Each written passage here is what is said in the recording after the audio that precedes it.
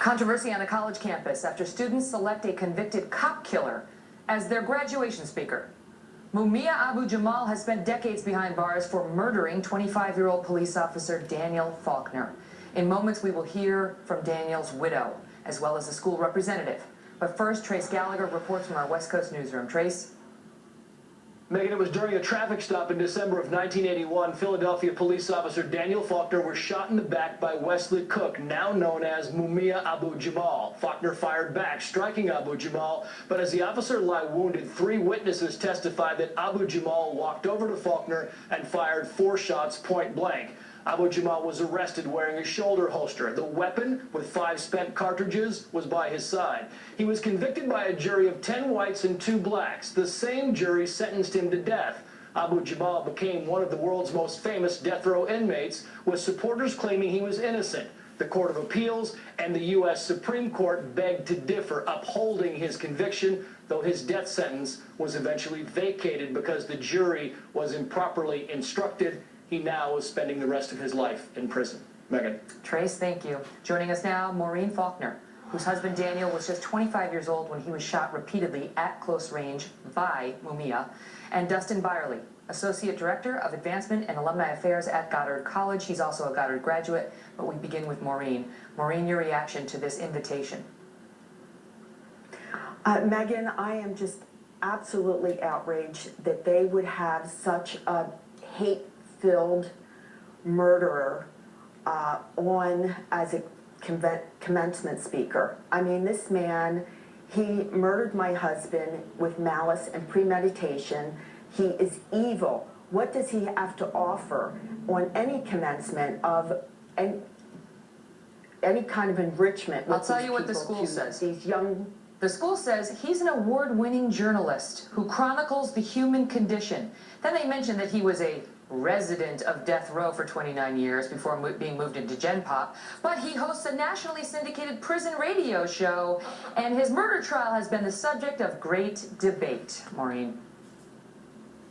Well, all I can say is he is a murderer, and he should not, he lost his voice when he put a bullet between my husband's eyes. And I still do not understand this justice system and why they are allowing him to speak.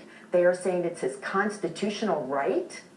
And from what I understand, the Justice Department is actually in Pennsylvania. The DOJ in Pennsylvania are saying they are so sorry that, you know, this college is allowing him to speak. Why doesn't the justice system say he's not able to speak? These graduates want to celebrate their commencement from college by listening to a man who gunned down your 25-year-old husband like an animal. Not to mention that he graduated from that college in 1996 and got his bachelor's degree. Mumia Abu-Jamal did, yes. Did Daniel ever graduate from college? He was on death row. Was he able to graduate? My husband was in community college.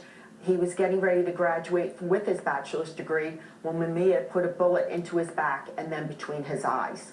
But does anyone talk about that? No. Unbelievable. And this is what's wrong with our society, Megan. You know, there's a saying, and it says, all that is necessary for the triumph of evil is that good men do nothing. And that's why we must speak out on our discontent on this murderer speaking at this commencement. Maureen Faulkner, thank you, ma'am. Thank you. I want to bring in Dustin Byerly, who's with Goddard College and helps as a liaison with the student. Dustin, your reaction? I mean, do you understand how she feels? Thanks for having me on the show, Megan. Yes, I spoke with Ms. Faulkner this morning, and we had a polite dialogue and talked about this for quite a while. What I would say is that Goddard College's approach to education has always started with the individual.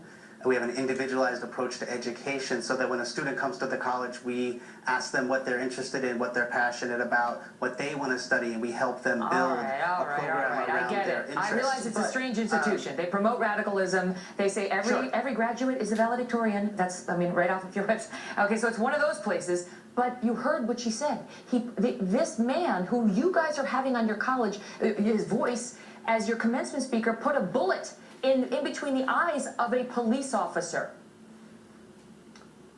I understand your point, and it's a valid point. And our graduating students had decided that they wanted Mumia to be their commencement speaker at this graduation, and it's the college's policy that we don't Why? impose, because that is our policy as a college that advocates for complicated dialogue around complex issues. What dialogue is there going to be? Who's going to represent Maureen's side?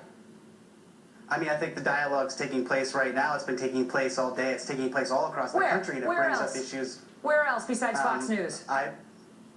I've been fielding requests all day from the press, and I've been talking with people all day on both sides of the fence, and the issues of race and race relations and how we deal with our prison population. It's not about race relations. It's about cop killing, and whether that man who's been sentenced, he was sentenced to death, he got off death row on a technicality, now he's serving a life prison, has the right to have this sort of a pulpit to talk about revolution. This is what he said at another speech he gave recently, and talk about how he believes yet again that the police, let me get it, white juries are still sending blacks to prison, and cops are still treating black life as a cheap commodity. He's the one who treated life as a cheap commodity. He is. That may be your opinion, and it's the opinion of many people. But including as you know, the jury and the Supreme Court.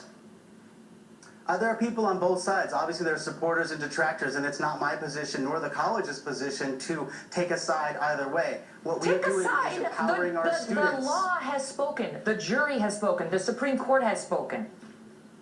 And that doesn't remove the student's right to select their own commencement speaker and to hear what he has to say from his perspective as a prisoner. I'm looking for the reason. The reason is that the graduating students believe that Mumia has a message coming from prison, from a unique perspective, and speaks to issues that are important to them, that are important in a world where we have Ferguson, where we have police brutality, where these issues are real and in their lives, and that they want to discuss. Dustin, I appreciate you coming on. Thank you for being here. No, thank you so much, Megan. Up next.